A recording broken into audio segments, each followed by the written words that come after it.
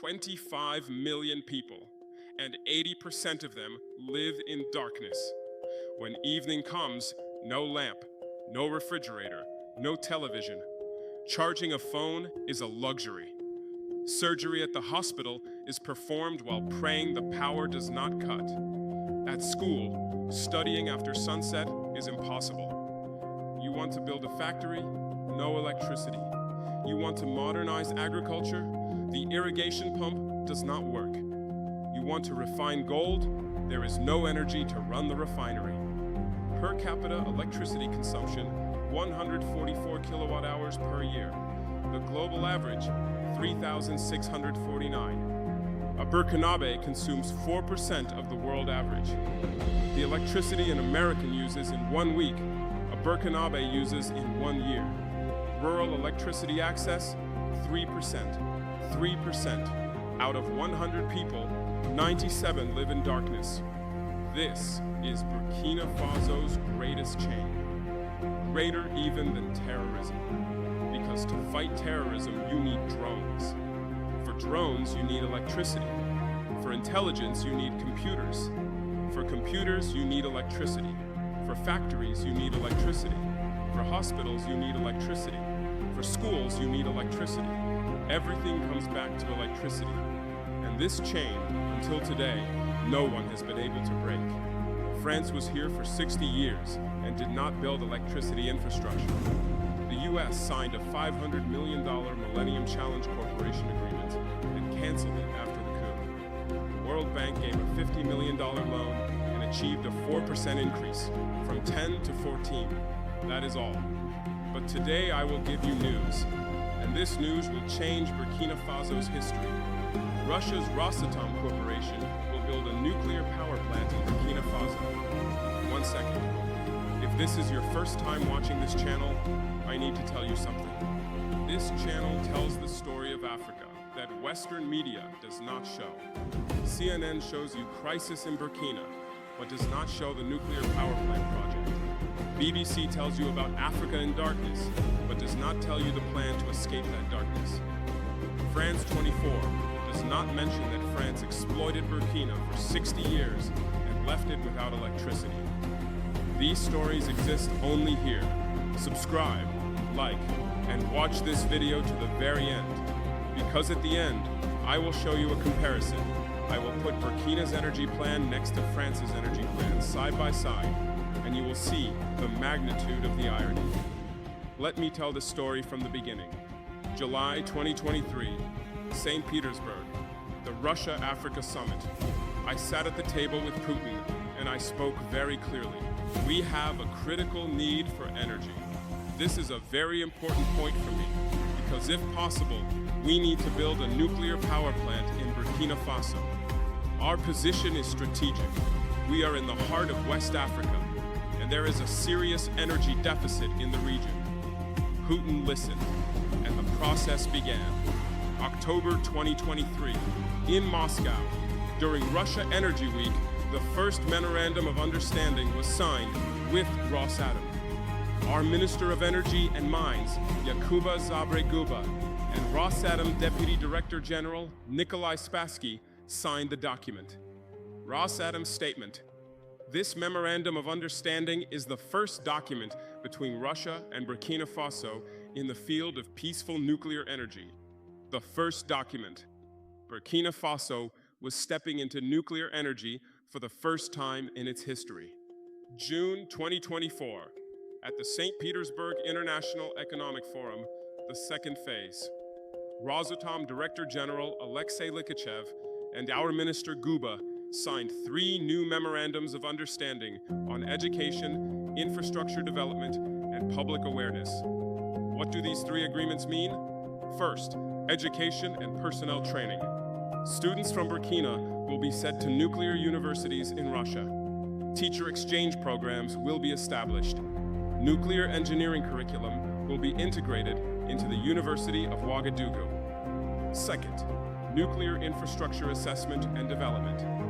Just as Rosatom conducted ground surveys before building Turkey's Akayu, the same process is beginning in Burkina. Site selection, seismic analysis, water source assessment, environmental impact report. Third, public awareness. Nuclear energy is a frightening word. Chernobyl, Fukushima, that is what people think of. But modern small modular reactors are completely different from those. This agreement covers public information programs. August 2024, a Rosatom technical delegation came to Ouagadougou for a 4-day visit. Our Minister Guba, the nuclear power plant is essential for us because we believe that energy is the lever of true sovereignty. And February 2026, right now, the Russian embassy has confirmed Rosatom has begun preparatory work. Burkina's ambassador to Moscow, Aristide Tapsoba.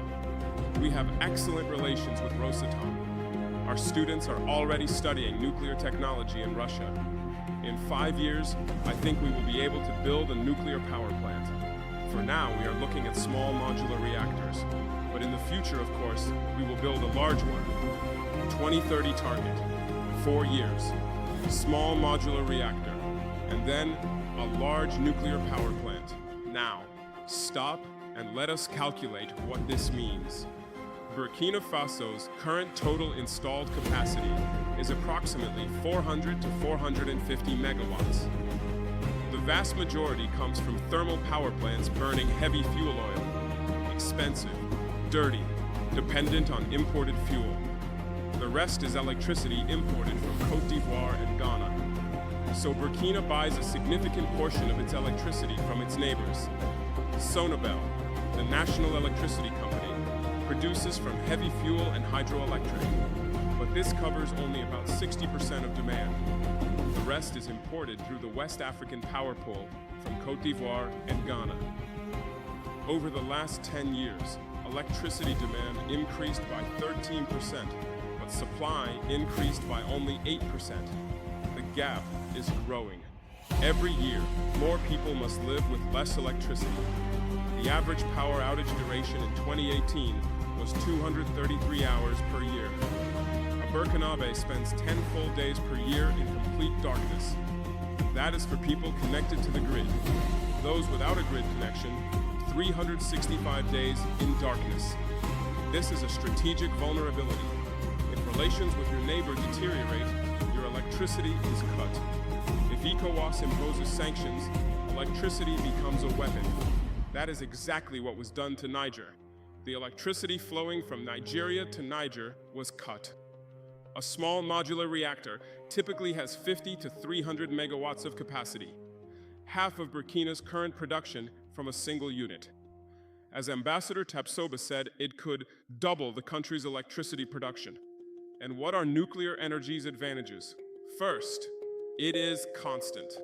Solar energy does not work at night. Wind does not work when it's not blowing. Thermal does not work if fuel is not imported. Nuclear produces 24 hours a day, 7 days a week, all year round. A baseload power plant, like a heart that never stops beating. Second, it is cheap. Initial investment is high, but operating costs are very low. A nuclear plant can operate for 60 years. Our current thermal plants run on expensive imported fuel with very high cost per kilowatt hour. Nuclear will dramatically reduce this. Third, independence. Fuel rods are changed once a year. A single truckload of fuel can produce a year's electricity. Dependence on oil imports, gas pipelines, a neighbor's grid, all of it ends. Fourth, industry. Without electricity, there is no industry. Gold refinery, electricity needed. Tomato processing factory, electricity needed. Textile factory, electricity needed. A nuclear plant does not just turn on lights, it opens the door to industrialization. But is nuclear not dangerous, you will say? A fair question, and I will answer it honestly. Chernobyl, 1986, an old Soviet-era design. Human error, inadequate safety systems. That type of reactor is no longer built. Fukushima, 2011, a massive tsunami, a plant built at sea level, cooling system failure. Burkina Faso has no coastline. Tsunami risk is zero. modern small modular reactors are equipped with passive safety systems. When a problem occurs, the reactor shuts itself down without human intervention. Cooling continues through gravity and natural convection. Even if an operator makes a mistake, the system protects itself. Rosatom's VVER technology is one of the most widely built reactor types in the world. In Egypt, El Dabaa, 4 units, 4.8 gigawatts, under construction. In Hungary, POX-2, under construction. In Turkey, Akuyu, under construction. In Bangladesh, Rupur, nearing completion. Burkina is joining this global chain. And starting with a small modular reactor is the smartest strategy. Start small, learn, gain experience, then scale up. Now let me make the comparison I promised. Burkina Faso and France. Energy. France is one of the world's largest users of nuclear energy. It generates 70% of its electricity from nuclear power plants. 56 reactors, the cornerstone of energy independence. France has no oil and little gas, but thanks to nuclear, it had some of the cheapest electricity in Europe. And France was in Burkina Faso for 60 years, from 1960 to 2023. Military bases, economic control, cultural hegemony, the CFA franc, uranium mines in neighboring Niger. Niger supplied a significant portion of the uranium that fed France's nuclear power plants. The Sahel's uranium lit France's lights. Niger's Arlit and Akokan mines were operated by Orano, formerly Areva, for decades. The fuel for France's 56 reactors came largely from here. And during all this time, France brought not a single watt of nuclear energy to either Niger or Burkina. Niger itself has an electricity access rate of 19%. You extract the uranium, send it to France. France's homes are illuminated. Your village stays dark. This is the most naked definition of colonialism. 60 years, not a single power plant, not a single reactor, not a single nuclear engineer training program. And meanwhile, what did the US do? The US offered Burkina Faso a $500 million energy deal through the Millennium Challenge Corporation. Improve energy reliability, reduce costs, expand access. Sounds great. But after the 2022 coup, the US suspended the agreement. $500 million evaporated without a single watt produced. The US's message, return to democracy or stay in darkness. But how will democracy function in a country without electricity? Will ballot boxes be set up in the dark? Will media broadcast without power? Will courts deliver justice by candlelight? Give light first, then talk about democracy. Do not mix up the order. France took the Sahel's uranium, ran its own plants, and left the Sahel in darkness.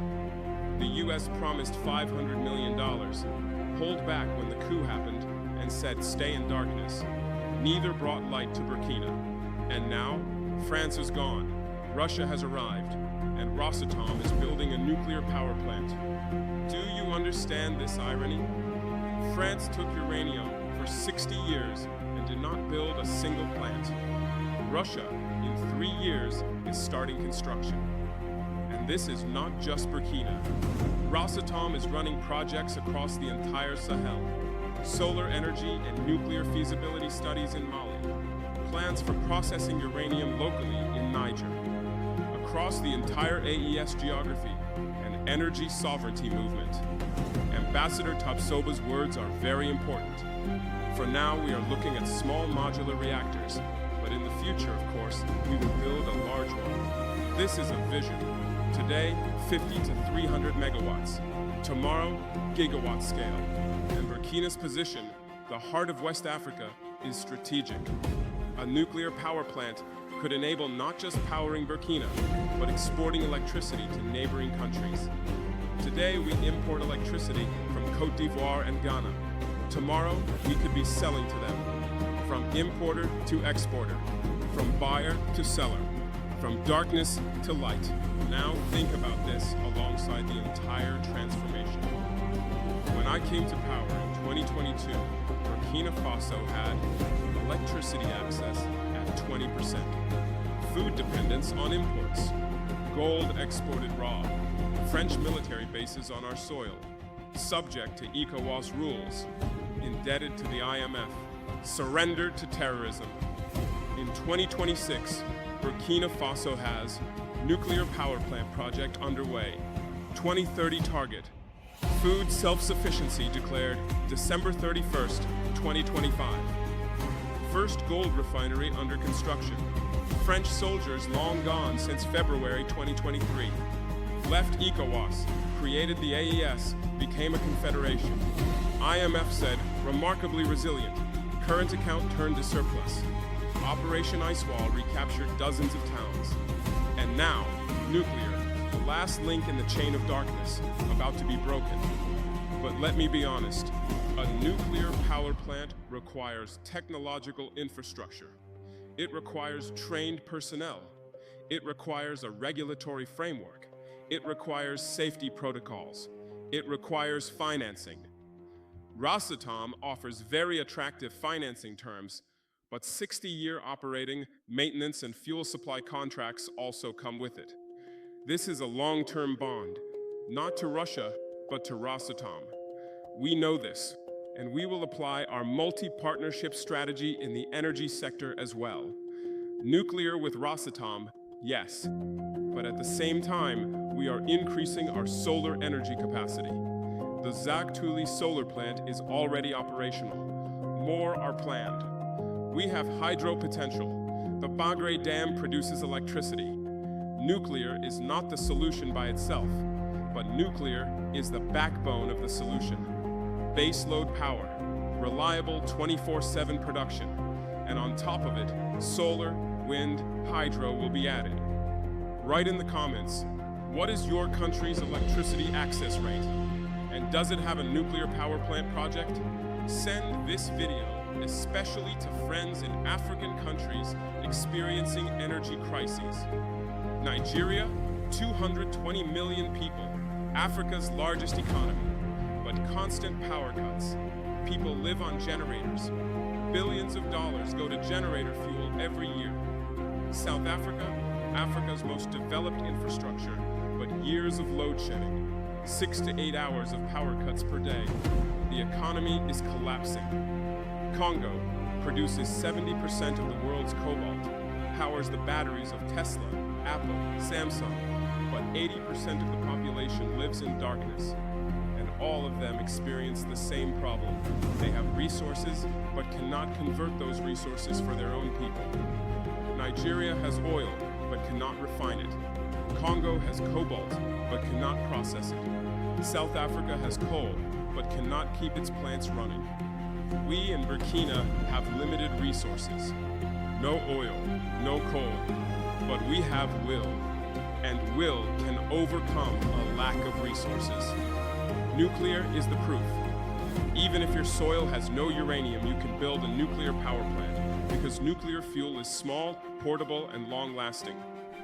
A single truckload of fuel produces a year's electricity. The problem shared by all of us is the same, darkness. And the solution shared by all of us is the same, sovereignty. Produce your own energy. Do not depend on someone else's grid. Do not depend on someone else's fuel. This is not a lamp project. This is a sovereignty project. Electricity is the foundation of everything. Factories run on electricity. Hospitals run on electricity. Schools are lit by electricity. Drones are charged by electricity. Refineries are powered by electricity. And one day, perhaps in 2030, in rural Burkina Faso, a child, when evening comes, will be able to study under a lamp. That child's future is being written in the agreements signed today. That child's light will come from Rosatom's reactor. But that child's courage will come from Burkina's own courage. The courage to refuse to remain in darkness. We do not accept darkness. We are building light. Homeland or death, we shall prevail.